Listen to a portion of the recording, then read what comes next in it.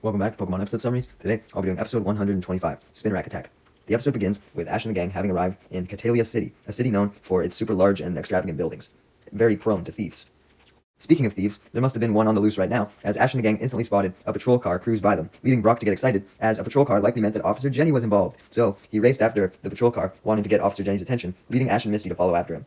They never thought they would catch up to him due to how determined he was, but, unfortunately for Brock, he tripped on a web.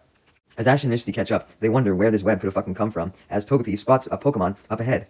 Misty initially goes to pet it, thinking that it was simply just a random new species, but then, when she takes a closer look, she realizes, much to her horror, that it was a bug Pokemon. Meanwhile, Team Rocket had just arrived at a storage building, planning to steal something. That's right, they weren't the criminals that Officer Jenny was already going after. In fact, we never find out who those criminals even were. But anyways, Team Rocket were disguised as the infamous criminal, the Black Arachnid, wanting to replicate his methods, and essentially become modern-day versions of him. That's why Jessie was pissed off when she told Meowth to pick a lock like the Black Arachnid had done, as Meowth was his partner as well. But when Meowth went to pick the lock, all he ended up doing was shattering his claw, causing him to scream in pain, so Jessie and James had to cover his mouth. Jessie angrily states how the Black Arachnid's Meowth could break 1,000 fucking locks, and yet Meowth couldn't even break a single fucking one. This led Meowth to get pissed off, but James quickly broke up their argument by just pulling out a lockpick and using it instead. I guess they weren't that dedicated to being Black Arachnid successors. Once inside, Team Rocket grab the first thing that they see, which is just a random-ass bull. But then, before they can make their escape, they're spotted by a patrol guard of the warehouse.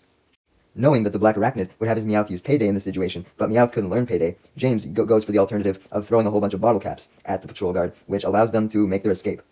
A few hours later, Officer Jenny and some other cops have arrived at the warehouse to examine the crime scene, and two officers come up to Jenny and inform her that they found the thieves. They lead her to the supposed thieves, who are currently trapped in a huge Spinarak web, being Ash, Misty, and Brock. They quickly protest to Officer Jenny that they obviously weren't the thieves, and that they were just taking a walk around town and happened to stumble across the storage building, with Jenny obviously believing them, since the Black Arachnid was only one person, stating that that's who the police had mistaken them for, since they thought that the Black Arachnid were involved in the heist, due to bottle caps being found at the scene. Ash and the gang question who the Black Arachnid was, and why the police mistook them for him, with Jenny stating that she had no idea, because the Black Arachnid was only one fucking person, right? So how could 3 people be involved in the Black Arachnid case? At least there was one competent police officer in the group. But anyways, Officer Jenny then explains who the Black Arachnid was, being a thief that had terrorized the city centuries ago, and explaining that there had been many people who have been trying to imitate him over the years, so it was pretty much common practice for the police to be on the lookout for Black Arachnid imitators. Jenny then notices Togepi and Pikachu, and remembers one of her sister, Officer Jenny, the one from Newbark Town that Ash and the gang had encountered, telling her about the professional Pokemon crime fighters that beat Team Rocket and saved the Totodile. Ash confirmed that that was them, cementing Officer Jenny's belief that they weren't in fact the Black Arachnid after all, leading her to apologize, and finally free Ash and the gang from the huge web. As Brock thanks her for doing so, hoping to get on Officer Jenny's good side, Ash questions where that huge net even came from anyway. Jenny revealed that the web came from a Pokemon called Spinarak, which was the one that the police force in Catalia City tended to use the most. Ash looks up Spinarak in his Pokedex, and finds out that it was the same Pokemon that Misty had spotted that freaked her out earlier. He questions why the police officers in Catalia City used a Spinarak as opposed to a Growlithe like everybody else, with Jenny revealing that it was also because of the Black Arachnid, as she explained his history, adding that it was traditional for the entire city to own a Spinarak, not just the police force. Anyways, the Black Arachnid was a notorious criminal, as we already knew, who had his Meowth as a partner, who would use Payday to scare the police off whenever it seemed like they were about to get captured, also using his Meowth to pick locks.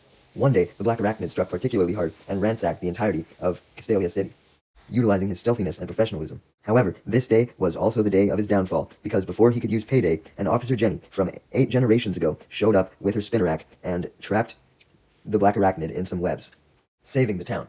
So essentially, all the Officer Jenny had used Spinarak here in honor of her, along with everyone else in the city, as they were very grateful for her being able to take down the Black Arachnid.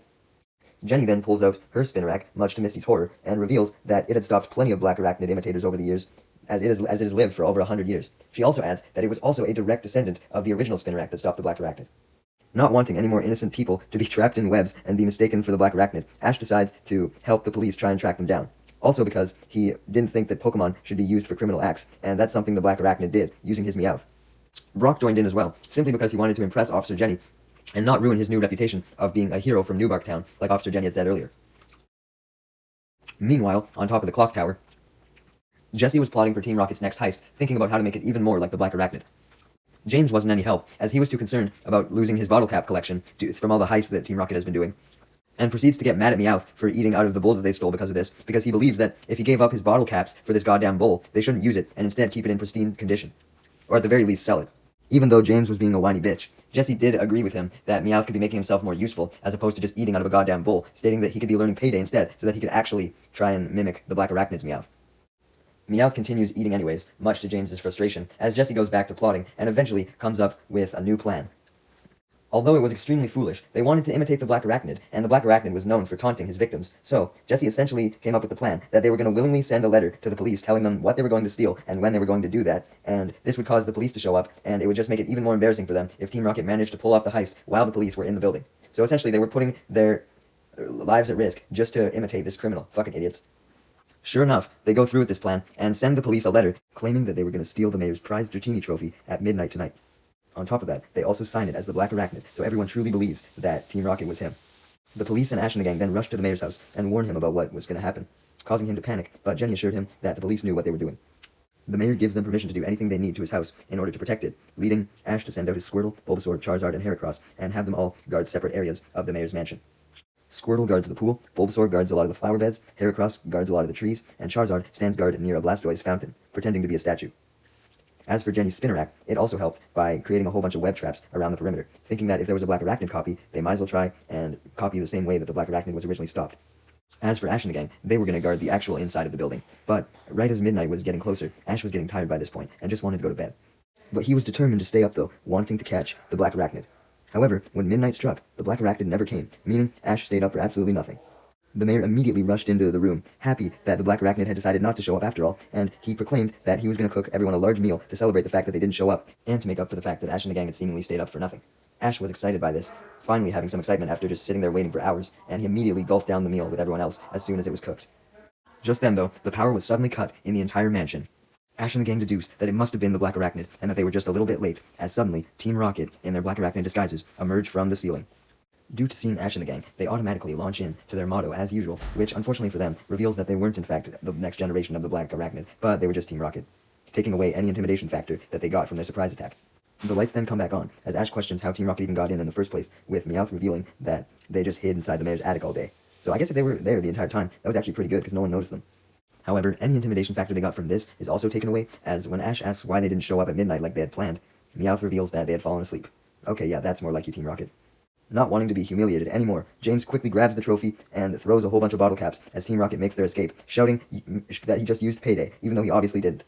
Ash and the gang and Officer Jenny and the mayor chased Team Rocket outside, but it was too late, as they were already in their Meowth balloon. Fortunately, though, Spinnerack's web trap that it had laid managed to capture the Meowth balloon. Team Rocket, however, had a backup plan, being 3 large fans, which they used to inflate the balloon with more air so that it could grow bigger and break Spinnerack's net. With the net broken, they were able to continue their escape. So, Ash ordered his Squirtle to use Water Gun and Bulbasaur to use Razor Leaf, and both of these attacks popped a hole in the balloon, causing it to lose air once again. Charizard then fires a flamethrower at the remains of Spinnerack's net that were scattered on the balloon, and this causes the balloon to spin out of control, since the air of the fans, combined with the fire, was creating an even bigger fire, which was sending the balloon plummeting downwards. The mayor began to panic, since he didn't want the balloon to fall with his trophy still in it. So Spinnerack shot a web, which attached onto the bottom of the Meowth balloon to make its descent more slower. Team Rocket were initially fine with this, as it meant that they weren't going to fall and die, but then Charizard flew up to the balloon and tackled it from the bottom, the attack being so strong that it sends Team Rocket blasting off as they drop all of the stolen items that they had collected, including the mayor's trophy, and all of James's remaining bottle caps. Damn. Ash and the gang, along with Ash's Pokémon, all catch falling loot that Team Rocket had stolen before it hits the ground, but by the time everyone's hands are filled up, the mayor's trophy was still not caught, much to the mayor's dismay.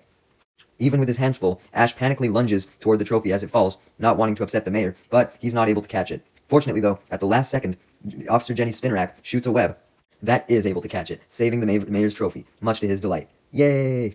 The next morning, Jenny informs Ash and the gang that she had since returned every stolen item to their original owners, and thanks Ash and the gang for all their help, wishing them the best of luck in wherever their next travel destination was. Brock tries to flirt with Officer Jenny one last time, but Misty pulls him away yet a fucking again. Ash and the gang then leave for their next destination, saying goodbye to Officer Jenny and her Spinnerack.